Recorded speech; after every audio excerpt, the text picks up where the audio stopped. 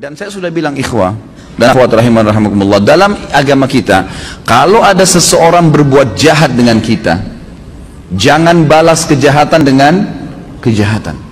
Nggak boleh orang gunjing kita balas dengan gunjing. Dia dosa, kita dosa. Dia dihukum, kita dihukum. Sementara saya sudah bahasakan sering di pertemuan kita, dosa itu pasti punya efek jera yang besar. Kalau kita mencuri 1 juta, hukumannya bukan Allah akan ambil 1 juta dari kita, tapi Allah akan buat kita masuk rumah sakit dibiayai 100 juta. Efek jera dari 1 juta yang dicuri.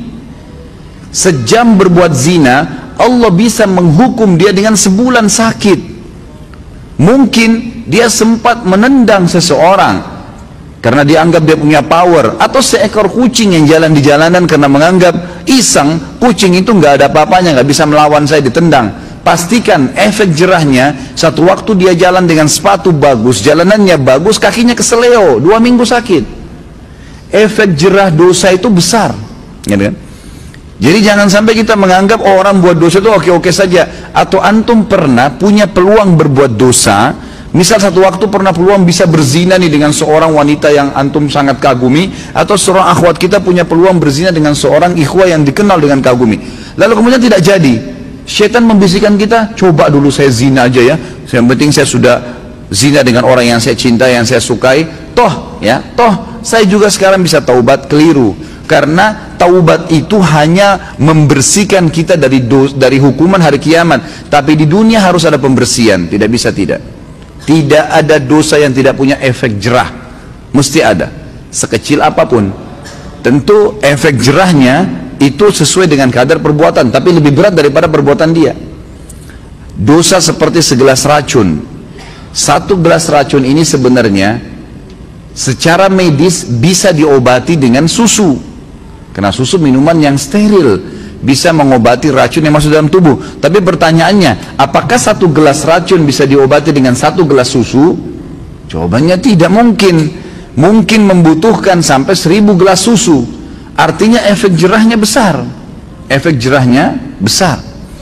Maka kata kunci dalam hati seseorang. Makanya kata para ulama, bisikan syaitan agar seseorang terjerumus dalam dosa dimulai dalam hatinya. Selalu hati yang terbisik, bukan di kuping kita, bukan di luar, di dalam hati. Tuh lihat tuh begitu tuh coba aja, tuh nggak apa-apa. Dalam hati bisikannya. Dan kalau kita tahan juga dalam hati, maka tidak akan ada masalah. Jadi hati ini memang betul-betul raja nih, kata para ulama. Nabi SAW pernah kedatangan seorang laki-laki dalam hadis Bukhari, ya Rasulullah, wasiatkan saya. Nabi SAW tahu orang ini emosional. Kata Nabi, jangan kamu marah. Marah itu penyakit hati loh ya, di hati. Tapi dia teraplikasikan nanti dengan gerakan tangan, ekspresi wajah, tapi dia dari hati tuh. Nabi SAW ingatkan, jangan kau marah, hatimu tidak boleh. Apalagi ya Rasulullah, jangan kamu marah. Apalagi ya Rasulullah, jangan kamu marah. Nabi SAW, kata para ulama hadis, seringkali memberikan nasihat sahabat sesuai dengan keadaan yang sedang dihadapi oleh orang itu. Jadi makanya kita pun sebagai umat Nabi SAW tidak mengambil hukum spontan dari sebuah hadis, karena itu per kasus di zaman Nabi SAW, gitu kan? Jadi bisa saja sahabat ini pernah seperti ada sahabat yang datang mengatakan, ya Rasulullah, anak muda nih, dalam hadis Bukhari juga, saya siap tinggalkan semua dosa, semua yang Allah larang saya tinggalkan, semua yang Anda larang saya tinggalkan, kecuali satu, izinkan saya berzina. Ini kasus lain lagi. Kata Nabi SAW, apa kau ridha kalau ibumu dizinai? Dia bilang tidak. Saudarimu? Tidak. Istrimu? Tidak. Tantemu? Tidak. Anakmu? Tidak. Lalu kenapa kau ridha untuk dilakukan pada orang lain? Di sini Nabi SAW mengobati keadaan para sahabat yang sedang bertanya sesuai dengan kasus yang sedang dihadapin, gitu kan? Ini poin lainnya. Kita kembali kepada poin bahasan kita. Bagaimana Nabi SAW tidak tadi sampai beruban, kecuali hanya 3 lembar di umur 63 tahun, karena luar biasa dalam pengontrolan hati beliau.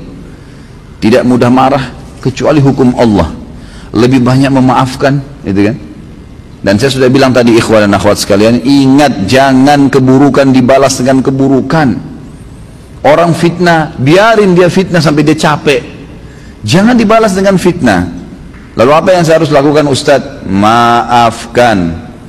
Masa sih Ustaz? Maafkan. Enak benar dia Ustaz? Maafkan. Nggak ada kata lain, jawabannya cuma itu. Maafin. Baik. Lalu dia bagaimana? Sudah enak-enak berbuat fitnah saya, sebarin saya. Allah ada. Allah subhanahu wa ta'ala itu kita yakini sebagai orang beriman, Sami', maha mendengar, Basir, maha melihat, Alim, maha mengetahui. Nggak usah khawatir. Hukum yang telah Allah turunkan, setiap orang yang berbuat dosa pada Allah, dia kalau tobat Allah ampuni. Tapi kalau dosa berhubungan dengan hak makhluk, manusia, maka dia harus tobat kepada Allah dan meminta maaf kepada manusia yang dia buat salah. Gunjing, fitnah, mencuri, merusak nama baik. Jadi kalau kita begitu difitnah, langsung awalnya kita maafin, udah deh saya maafin. Allah mengatakan wal afina 'anin nas, hati kita steril kembali tuh. Kita mendapatkan pahala karena menjalankan perintah Allah dan Rasulnya, gitu kan? Dan dia selama dia dalam hukum Allah yang kita yakini, dia selama tidak minta maaf dengan kita, hukuman Allah tetap datang pada dia. Gak usah khawatir, gitu kan? Apa yang kita mesti khawatirkan? Toh dia akan dihukum sama Allah kok. Orang tadi yang menendang kucing dengan menganggap oh kucing ini nggak bisa buat apa-apa, pasti Allah SWT datangkan hukumannya. Jadi kalau antum tiba-tiba jalan baik-baik saja, sepatunya baru, jalannya bagus, tiba-tiba keseleo, coba muhasabah tuh. Biasanya kata ulama, Allah Subhanahu wa ta'ala pada saat mendatangkan sebuah hukuman kepada seorang hamba, itu Allah lintaskan di benak dia dosa yang dia lakukan. Subhanallah. Misal ada orang tadi keselio, pada saat dia keselio, aduh sakit, itu terlintas pada saat itu atau beberapa saat setelah itu, apa yang menjadi penyebab dia keselio? Kalau dia jeli dia bisa tangkap tuh. Oh ternyata dulu pernah ada orang yang saya tendang nih, pernah mencuri sepatu, pernah apalah gitu kan, pelaku-pelaku yang dilakukan, maka datang hukuman tersebut. Orang kalau masuk rumah sakit tiba-tiba kemudian dirawat di rumah sakit selama 3 hari harus dirawat, demam berdarah atau penyakit apa saja ya.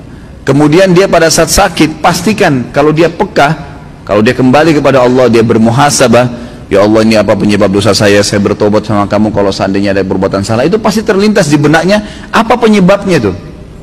Misal tiba-tiba dia teringat, oh dulu pernah dia minum khamar, oh dulu pernah dia buat sesuatu yang haram, terlintas tuh, istighfar kepada Allah, gitu kan. Seperti itu. Jadi hati memang betul-betul dikatakan sini mahkota. Dan saya lupa ya, saya tidak tahu apa saya pernah sampaikan di pertemuan lalu atau sebelumnya tentang masalah bagaimana hati itu, teman-teman sekalian, betul-betul harus disterilkan. Seperti sebuah ruangan yang steril sekali, hati itu. Kalau hati ini antum buka seperti ruangan, sebuah ruangan, jendelanya terbuka, pintunya terbuka. Di dalam ruangan berserakan tulang-tulang bekas makanan, baju kotor, makanan-makanan yang sudah basi. Apa jadinya ruangan itu? Masuk serangga dan binatang nggak? Hah? Masuk nggak? Kok cuma ngangguk-ngangguk? Masuk kecoak, masuk nyamuk, masuk lalat, masuk burung, masuk anjing, beragam macam. Tapi kalau ruangan itu bersih, ditutup jendela dan kacanya, maka tidak akan ada masuk apa-apa, bahkan tidak ada nyamuk seekor pun, gitu kan? Ruangannya bersih, steril, dipel, disapu, pasangin AC yang bagus, kacanya rapat, pintunya rapat, ada pewanginya, nyaman kita di situ. Ini kalau saya bahasakan seperti hati manusia. Kalau ada penyakit di dalam seperti banyaknya tulang-tulang bekas makanan tadi itu, akhi dan ukhti, sedikit-sedikit antum hasut sama orang, sedikit-sedikit antum merasa kenapa orang ini lebih hebat dari saya, kenapa orang ini lebih gagah dan lebih cantik, kenapa orang ini begini, kenapa orang ini, terus dibawa dengan penyakit hati. Maka seperti hati tadi yang penuh dengan ruangan yang penuh dengan barang-barang yang rusak tuh, baunya nggak enak. Dan lebih parah lagi, ada orang dijaga sama dia, penyakit hatinya itu dijaga, dibiarkan dengan cara juga pintu hatinya terbuka. Jadi dia tidak taubat kepada Allah, tidak ditinggalkan, maka setan-setan pada datang tuh, terus menerus datang. Maka harusnya memang ditutup, dirapiin, dipel, dibersihin, steril, kita akan nyaman di situ. Makanya Allah Azza wa Jalla mengatakan dalam Al-Quran, salah satu ciri orang yang akan selamat hari kiamat dengan mudah, bahkan saya bisa bahasakan selamat masuk surga tanpa hisab, Allah mengatakan illa man atallah biqalbin salim, orang yang datang kepada Allah hari kiamat dengan hati yang bersih, steril, nggak ada apa-apa di situ. Ingat, terus saya ulangi. Ingat ikhwan dan akhwat sekalian, jadikan sebagai peringatan bahasa ini. Jangan pernah siapkan musuh yang akan berhadapan dengan antum di hari kiamat. Dan yang kedua, jangan pernah beratkan timbangan dosa kita. Itu dua hal antum jaga. Sibukkan diri, lawannya tuh, supaya punya teman yang bisa membantu memberikan syafaat hari kiamat tuh. Artinya berteman dengan orang-orang saleh, jangan orang-orang buruk. Jangan pernah punya masalah dengan orang lain. Sudahlah, gitu kan? Sangat luar biasa kita bersihkan hati itu. Dan juga yang kita sibukkan sehari-hari adalah amal soleh yang memberatkan timbangan amal soleh kita nanti hari kiamat. Jangan dosa yang justru bermasalah buat kita nanti di hari kiamat.